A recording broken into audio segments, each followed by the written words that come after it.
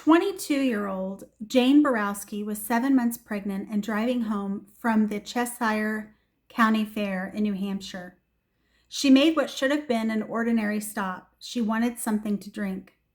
Jane stopped a Gormarlo's supermarket in Swansea and went to get a drink from a vending machine. Think about how ordinary that moment was. A young woman expecting a baby, coming home from the fair, stopping for a soda, but another vehicle arrived. A man approached Jane, and within minutes, this ordinary summer night became a fight for two lives. Jane would be stabbed 27 times. She would be left for dead. But Jane Borowski did something her attacker apparently did not expect. She survived, and so did her unborn daughter. Today, Jane's attack remains unsolved, and it has become popularly associated with a series of killings that have haunted the Connecticut River Valley for decades. But tonight on Grace and Gavel, we're going to ask a question that is sometimes overlooked. Was there actually one Connecticut River Valley killer? Or have multiple unsolved crimes become connected over the years without enough evidence to prove they were committed by the same person? I'm Buffy. This is Grace and Gavel, where truth meets compassion. And tonight we're examining the Connecticut River Valley killings and the extraordinary story of the woman who survived. Part 1, the killings begin. To understand why Jane's attack became associated with a suspected serial killer, we have to go back 10 years. In October 1978, Catherine Milliken was found stabbed to death in New London, New Hampshire. Her killing would later become one of several unsolved cases popularly associated with what became known as the Connecticut River Valley killings. Then came another case. In August 1981, the remains of Mary Elizabeth Critchley were discovered in Unity, New Hampshire. Years passed, then another woman disappeared, Ellen Freed. Her remains were eventually discovered in September 1985 near the Sugar River in Newport, New Hampshire. And then came 1986. Within a period of just 10 days that April, 3 women associated with a collection of cases were found dead. On April 15th, Linda Moore was found murdered inside her home in Westminster, Vermont. She had been stabbed more than 20 times. 4 days later, the skeletal remains of Bernie Cordemanche were discovered near Newport, New Hampshire. Then, on April 25th, the remains of Ava Morse were found in West Unity. 3 discoveries, 10 days. A region already dealing with unanswered questions now had even more. Then in 1987 came the death of Barbara Agnew. She had last been seen alive in January. Her body was discovered by hikers in March. She too had been stabbed. Over the years, these cases became popularly associated with the idea of an unidentified serial killer operating in the Connecticut River Valley. But there is something important we need to understand. Law enforcement has never officially established that one person committed all these crimes, and that distinction matters. We'll come back to that. Because first, we need to return to Jane. Part 2, August 6, 1988. Jane Borowski was driving home from the Cheshire County Fair. She was 22 years old. She was 7 months pregnant. She stopped to get a drink from a vending machine. According to Jane's later account, another vehicle pulled up near her. A man got out. He approached her car and attempted to pull her from it. Jane fought back. She wasn't going willingly. The confrontation moved outside the vehicle. Jane was knocked to the ground, and the man began stabbing her again and again, 27 times. And then he stopped. He walked away. Jane believed he had left her there to die, but she wasn't dead. Despite suffering catastrophic injuries, Jane survived, and remarkably, so did the baby she was carrying. Her daughter would survive the attack that nearly took both of their lives. Jane had something the families in the other unsolved cases did not. She had lived to describe the person who attacked her, and that changes an investigation. Part 3, the question of connection. This is where this story becomes complicated. Jane believes her attacker may have been responsible for the other Connecticut River Valley killings. Her attack shares characteristics that have caused people to associate it with those crimes. But association is not the same thing as proof. And this is where I want to put on my legal hat for a moment. When we hear the words serial killer, our brains naturally begin looking for patterns. Similar geographic area, similar type of victim, similar method of attack, similar weapon, similar circumstances. Those similarities can absolutely be relevant to investigators. Law enforcement agencies analyze what may be called a modus operandi, the method or pattern associated with how an offender commits a crime. Investigators may also examine behaviors that appear distinctive enough to potentially connect offenses. But here's the problem. Similarities alone do not automatically establish that the same individual committed multiple crimes. Different offenders can use knives. Different offenders can target women. Different crimes can occur within the same geographic region. And once a theory becomes widely known, there is another danger. We can begin looking at every unsolved crime through the lens of that theory. That's why evidence matters. Physical evidence, forensic evidence, witness testimony, DNA when available, timelines, opportunity, geography, and evidence that doesn't fit the theory can be just as important as evidence that does.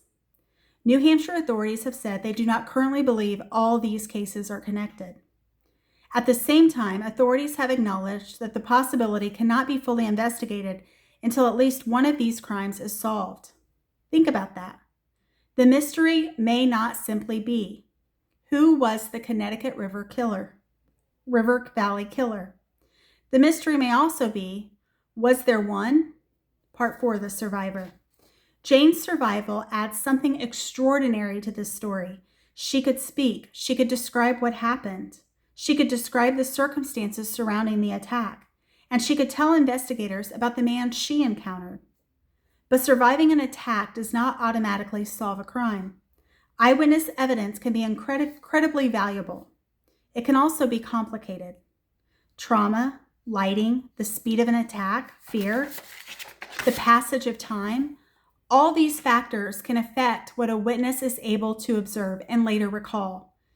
That doesn't mean a survivor's account should be dismissed. Far from it.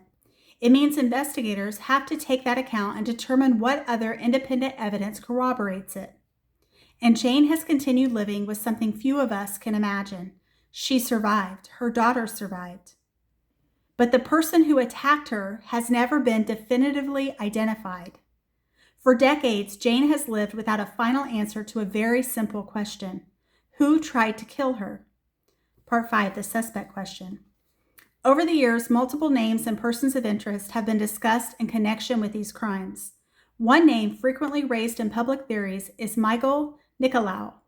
Nicolau was a Vietnam veteran. Some investigators and private individuals examining the case have considered whether he could have been connected to the Connecticut River Valley crimes. There have also been discussions about vehicles associated with the case and similarities people believe they see between Jane's description and vehicles associated with potential suspects. But this is exactly where Grace and Gavel draws a line. A theory is not a conviction. A person of interest is not necessarily a suspect. And a suspect is not necessarily guilty. Michael Nicolau was never convicted of Jane Boroski's attack or the Connecticut River Valley killings. So while we can examine why a person's name entered the discussion, we cannot turn suspicion into fact. That is particularly important in cold cases, because when a person becomes publicly associated with an unsolved crime, that association can take on a life of its own. Eventually, people may forget where the confirmed evidence ends and speculation begins. Part 6, why did it stop? And now we arrive at one of the questions that fascinates me the most. The last death in the group of cases commonly associated with the Connecticut River Valley killings occurred before Jane's 1988 attack. Jane survived. And after that, the apparent series stopped.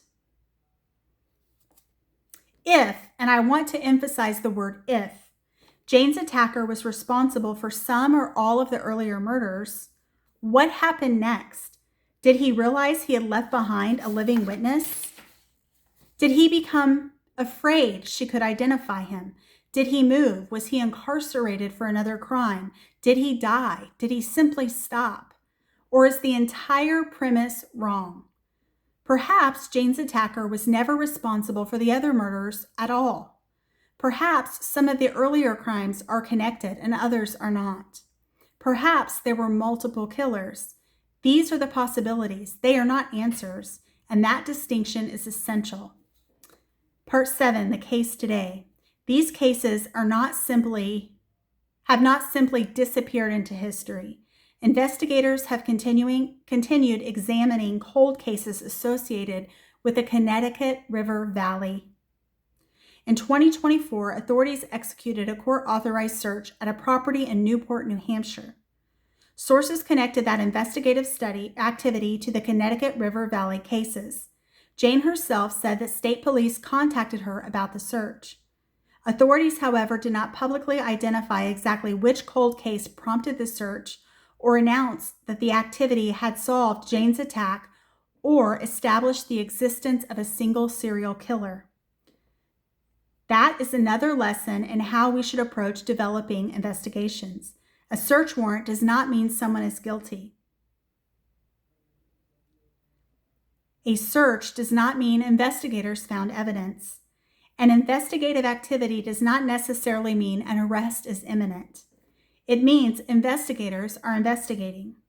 Until authorities release additional evidence, anything beyond that is speculation. Closing the gavel question. Jane Boroski survived something almost unimaginable. She was 7 months pregnant. She was attacked. She was stabbed 27 times. She was left for dead, and both she and her unborn daughter survived. More than 3 decades later, Jane can tell her own story, but she still cannot tell us with certainty who attacked her. And the families of the women whose deaths have been associated with the Connecticut River Valley killings still deserve answers about what happened to their loved ones. Maybe one person was responsible. Maybe several of these cases are connected. Maybe they aren't. But somewhere with decades of evidence, witness statements, forensic material, and investigative files lies the truth. And that's where I leave you with tonight's gavel question. Before we ask, who was the Connecticut River Valley killer, should we first be asking, can the evidence prove that there was just one? And if Jane Boroski really did survive, the person responsible for these murders, did her survival change anything? I'm Buffy. This is Grace and Gavel, where truth meets compassion. Because behind every cold case is more than a mystery. There are victims, there are survivors, there are families, and they deserve more than speculation. They deserve the truth.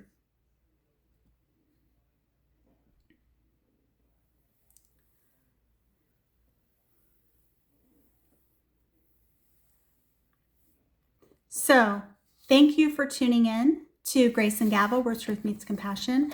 My name is Buffy. I'm an almost 18-year criminal defense attorney. And if you got value in this, please feel free to like and subscribe. I'd greatly appreciate it. And hopefully you have a great rest of your day, and you'll come back and see me again soon. Bye-bye.